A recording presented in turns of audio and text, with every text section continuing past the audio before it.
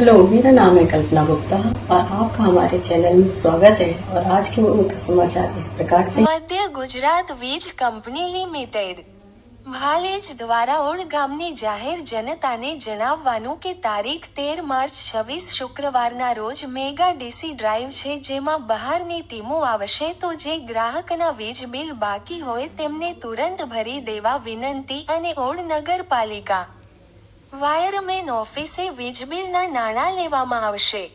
સમય સવારે 10:30 વાગ્યાથી 2 વાગ્યા સુધી વીજ બિલ લેવામાં આવશે। તો જે ગ્રાહકના વીજ બિલ ભરવાના બાકી હોય તેમને ભરી જવા વિનંતી।